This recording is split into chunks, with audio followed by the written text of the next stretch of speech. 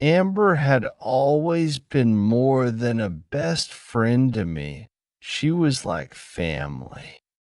We met in university, roommates by accident, soulmates by chance.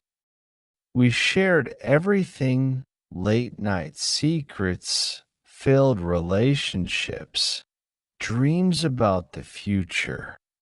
When she married Hamza, I was genuinely happy for her. He seemed perfect, soft spoken, charming, successful. Amber believed she'd found her forever, and I supported her through every moment of it. From choosing the wedding dress to planning the bridal shower, I stood by her side. I never imagined that the man she trusted with her life would one day become the source of my deepest fear. After Amber's wedding, I became a regular at their house. Fahad, my fiancé, had just moved abroad for a work opportunity, and loneliness hit harder than I expected.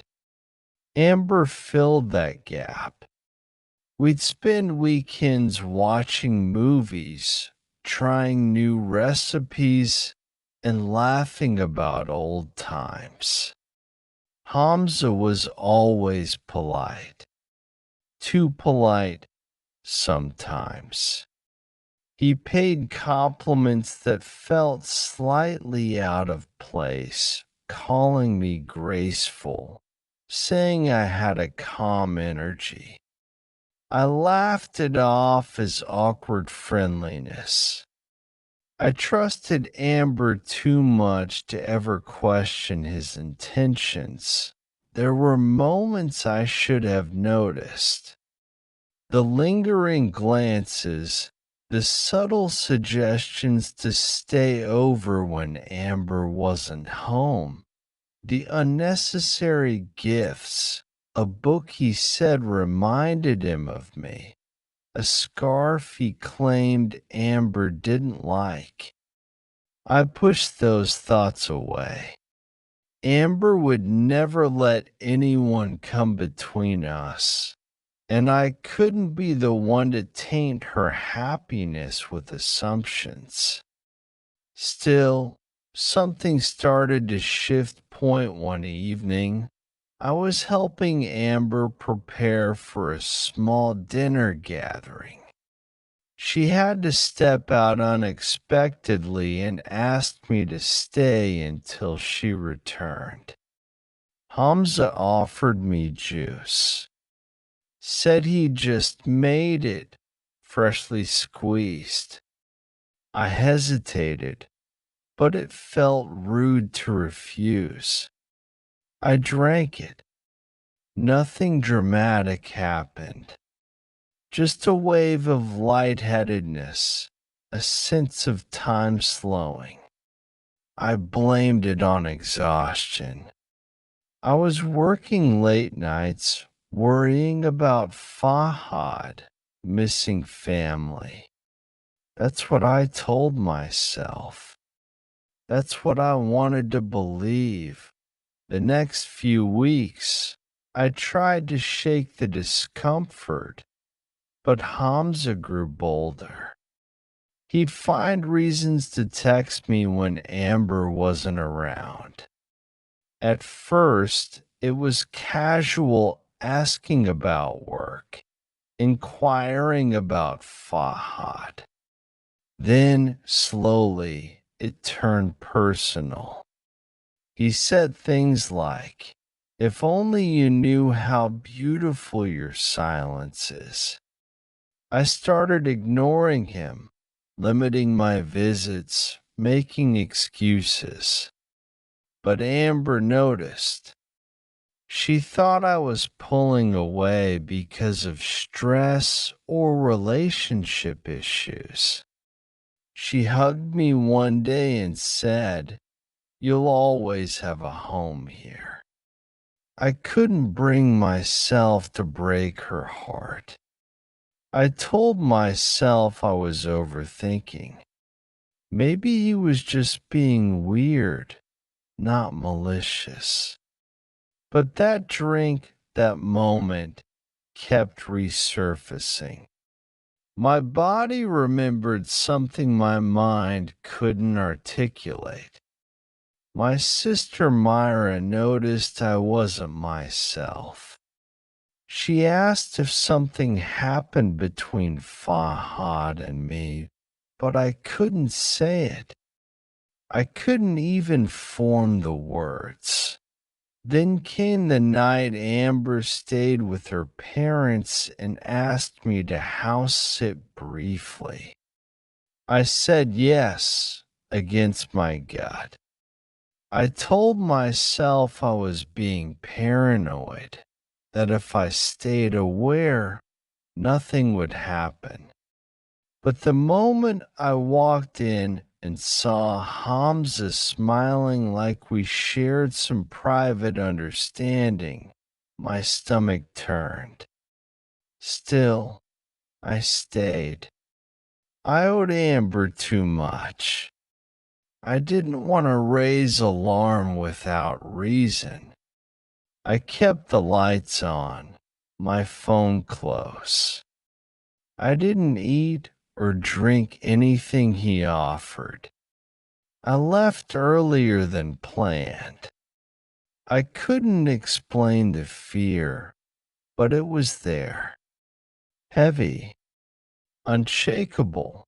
That night I lay awake, trying to make sense of it all. I trusted Amber. I trusted myself. But Hamza had turned something pure into something polluted. The weight of it pressed down on me. Not just fear, but shame, confusion, betrayal. I had done nothing wrong, but I felt like a secret accomplice just for staying silent. I wanted to believe that this would all pass, that it would sort itself out, that maybe I was just paranoid. But deep down, I knew. This wasn't about misreading signals. This was about something far more dangerous. And I had just started to understand the price of silence. After that night, I started avoiding their house. I still responded to Amber's messages, but I kept declining her invitations. I told her work was keeping me busy. She believed me. But the truth was, I didn't know how to be around Hamza anymore without feeling sick. Every time I saw his name on my screen, even if it was just a forwarded meme or a casual question, I felt my chest tighten.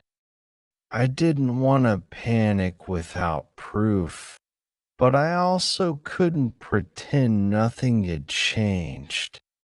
I started keeping my phone on silent, screening every call, every message. I even changed my daily routine so I wouldn't accidentally run into him. Amber noticed the distance. She asked if everything was okay, if something had happened between me and Fahad. I said it was just the long distance making things difficult. She hugged me, told me I needed a break, and invited me to stay over for a weekend, just like old times. I was about to say no, but she insisted. I miss you, she said. You're my person.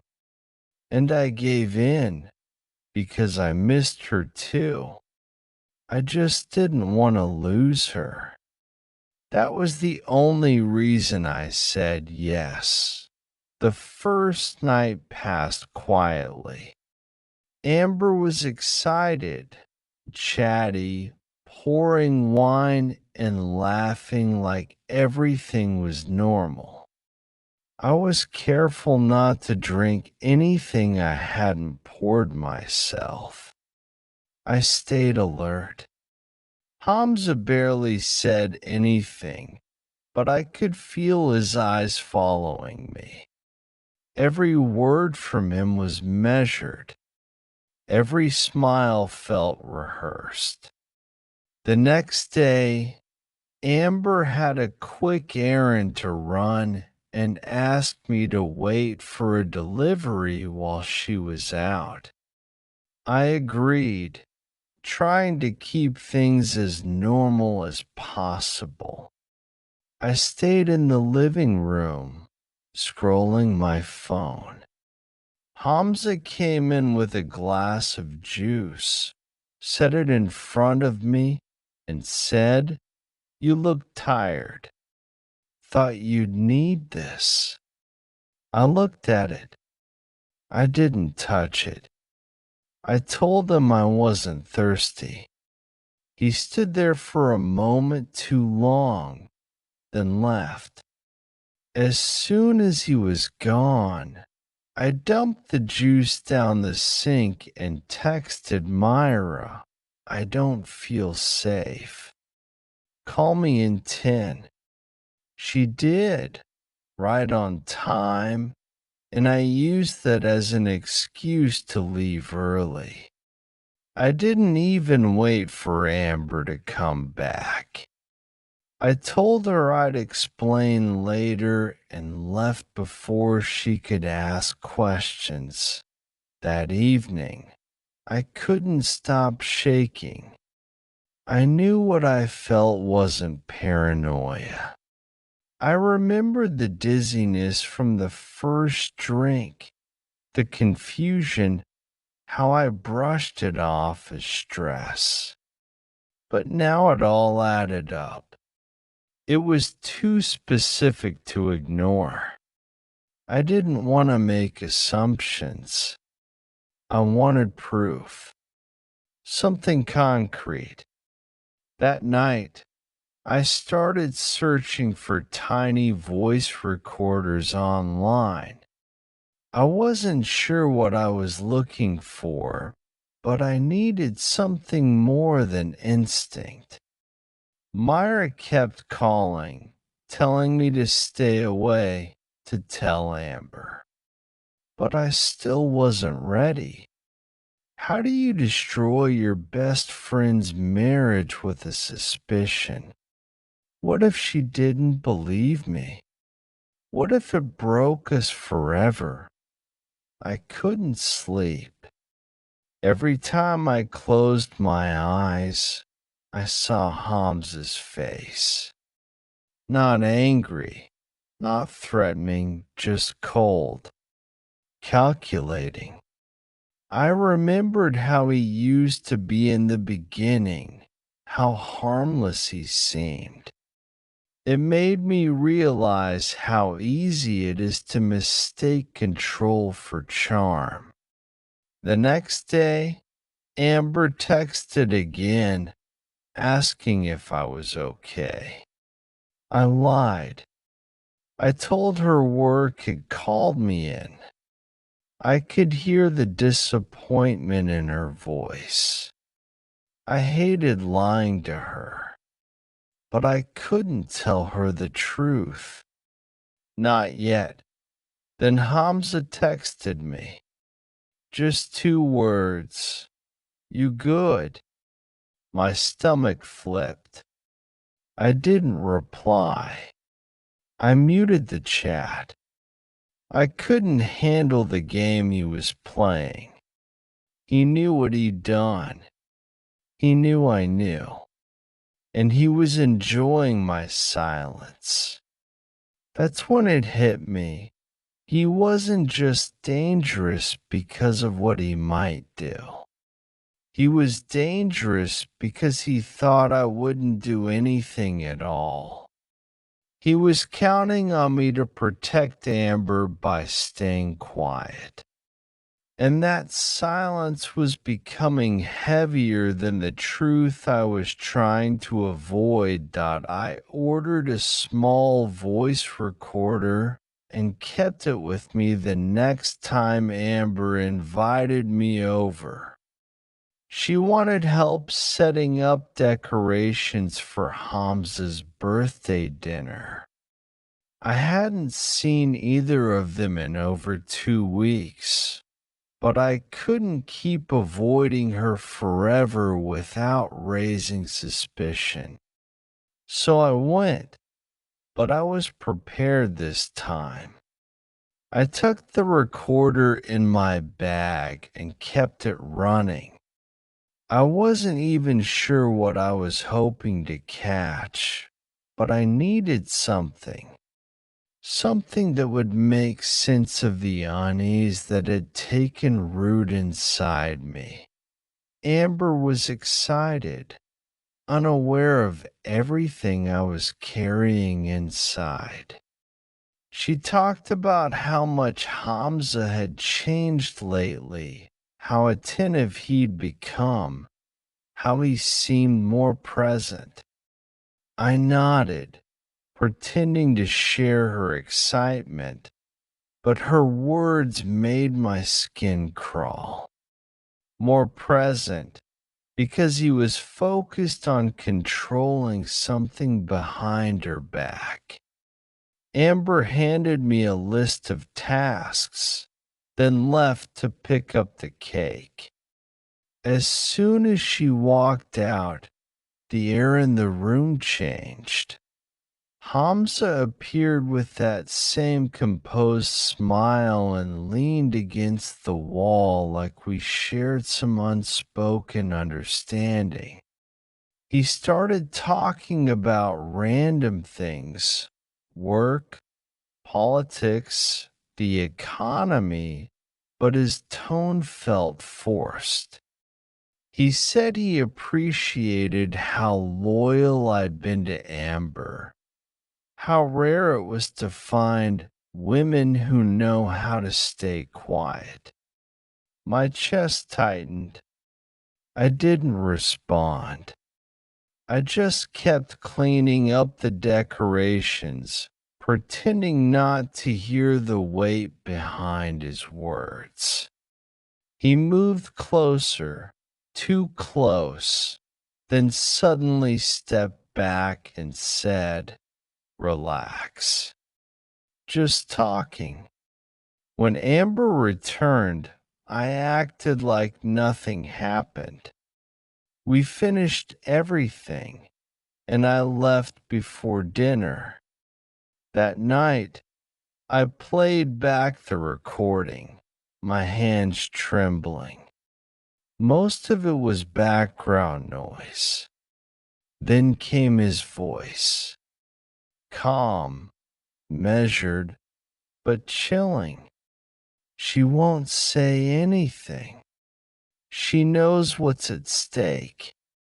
My I met Amber at a small cafe, choosing a public place so things wouldn't spiral. She looked so happy to see me, her eyes lighting up the way they always had when we were younger. I almost lost my nerve, but I reminded myself of the fear I'd carried the night I poured the juice down the sink, the recording that proved everything. I didn't wait for small talk. I told her I needed to talk about something important, something painful. Her smile faded. I started slow, explaining how I'd felt uncomfortable around Hamza for months.